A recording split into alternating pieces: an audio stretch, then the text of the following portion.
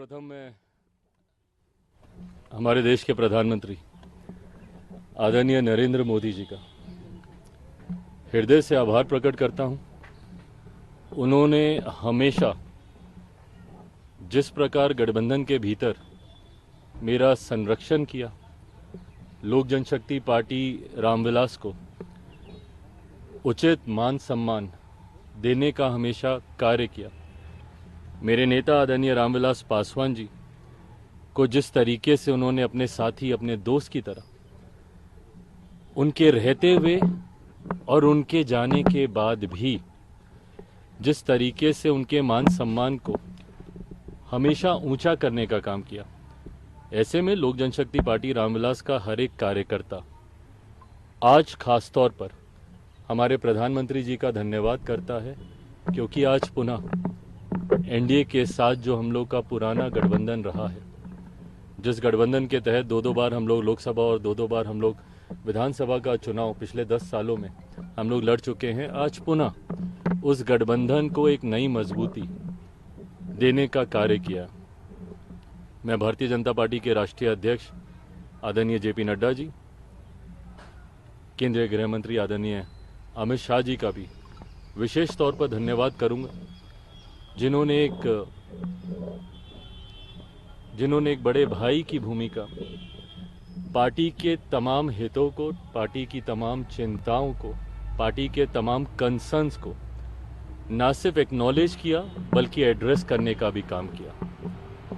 आज जब हम लोग गठबंधन, ये गठबंधन की घोषणा नहीं है क्योंकि गठबंधन में हम लोग हमेशा से थे, पर चुनाव को लेकर, लोकसभा चुनाव को लेकर आज जब सीटों का बंटवारा हो चुका है, गठबंधन का स्वरूप पूरी तरीके से तैयार हो चुका है, तो इस मौके पर मैं केंद्रीय गृह मंत्री आदरणीय अमित शाह जी का, आदरणीय जेपी नड्डा जी का भी अपनी तरफ से, अपनी पार्टी के हर एक कार्यकर्ता की तरफ से उनका भी मैं धन्यवाद करता हूं। आने वाले दिनों में लोक जनशक्ति पार्टी रामविलास सिर्फ और सिर्फ एक ही लक्ष्य के साथ इस रण में उतरेगी कि बिहार की 40 सीटें हमारा एनडीए गठबंधन जीतेगा और देश में 400 सीटें जीतने का जो लक्ष्य है, ईमानदारी से मैं बोलूं, मुझे कई बार ये लक्ष्य छोटा भी लगता है और ये ओवर कॉन्फिडेंस नहीं है। ये जब आप गांव-गांव जाते हैं, घर घर जाते हैं, और क्योंकि हाल फिलहाल के दिनों में न सिर्फ बिहार में बल्कि विभिन्न और राज्यों में भी पार्टी के कार्यक्रमों में मैं गया हूँ, ये मेरा विश्वास वहाँ से आता है कि ये 400 का लक्ष्य ना सिर्फ हम लोग पार करेंगे बल्कि बिहार में जो पिछली बार एक सीट किसी कारणवश हम लोग की रह गई थी, इस बार 40 की 40 सीटें एनडीए का ये गठबंधन मिलकर जीतेगा। सर 2014-2019 का जो फॉर्मूला था सीटों को लेकर, क्या उसको लेकर कुछ आप बता पाए कि 2014 सीटों पर बात फॉर्मूला होगा कि सहमति बन गई, कितने सीटें आपको पार्टी को मिलेंगी? भाई हकीकत है, मैं दोहराता हूं जो मैं बार बार मैं कहता हूं कि मैं गठबंधन धर्म की मर्यादा को तोड़ूंगा कि मैं कोई भी बात सार्वजनिक आप लोगों के साथ पहले कर लूं, जबकि गठबंधन और आप लोगों ने देखा है कि हमेशा से 2014 में भी गठबंधन के तमाम साथियों ने बैठकर इसकी घोषणा की, 15 में भी विधानसभा के चुनाव में भी हम लोगों ने ऐसा ही किया, 19 में भी ऐसा ही रहा, 20 में भी ऐसा ही रहा।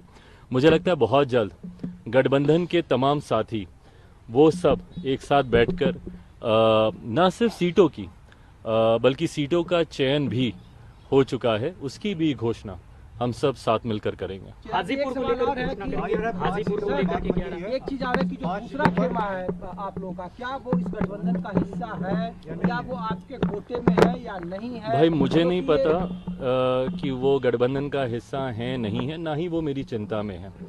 हाँ, इतना मैं कह दूं कि मेरे पास किसी का कोटा नहीं है। मेरी जो सीटें हैं वो सिर्फ मेरी हैं।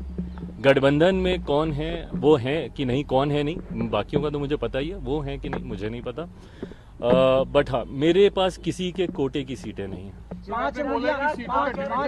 किसको कौन सी सीटें मिलेगी डिसाइड हो चुका है, फॉर्मल बस अनाउंसमेंट हो? जी, फॉर्मल अनाउंसमेंट बाकी है, बाकी सारी चीजें डिसाइड हो चुकी है। चिराग जी एक सवाल ये है, बता रहा है कि हाजीपुर आपके पास। चिराग जी एक सवाल ये है कि अभी नीतीश कुमार के साथ भी आपको एक मंच पे खड़ा रहना होगा, एक मंच साझा करना होगा, क्या इसके लिए आप तैयार हैं? देखिए लक्ष्य आपको तय करने ज़रूरी हैं और जब आप बड़े उद्देश्य की तरफ अग्रसर होते हैं तो वो उद्देश्य आपकी प्राथमिकता बनता है। कई बार कई मौक़ों पर हर किसी ने अपनी अपने मतों को अलग रखकर गठबंधन के हित में, राष्ट्र हित में फैसले लिए हैं।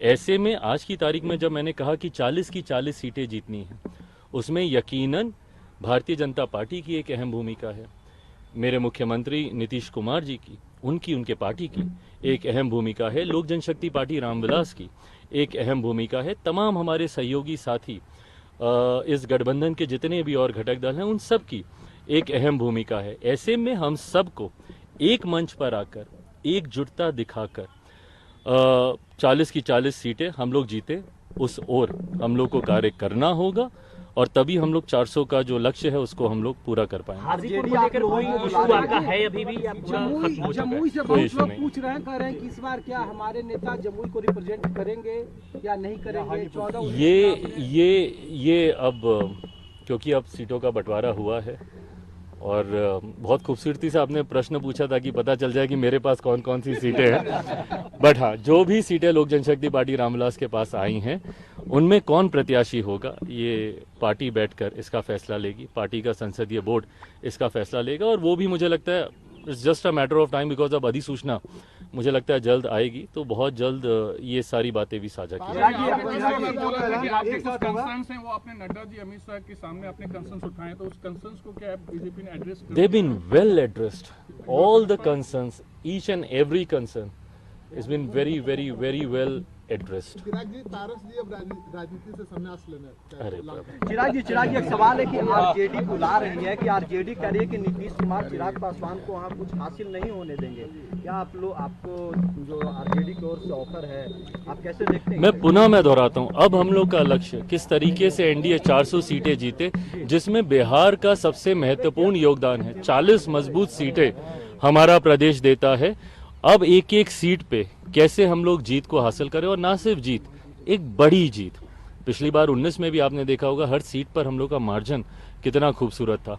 उस बड़े मार्जिन की जीत और मेरे मुख्यमंत्री जी के इस गठबंधन में आने से यकीनन ये बात तो हुई है कि जीत का जो मार्जिन है वो हर सीट पे हम लोग का बढ़ेगा और एक बड़ी जीत की ओर एनडीए गठबंधन बिहार में और देश में अग्रसर होगा, ये विश्वास है। Thank you.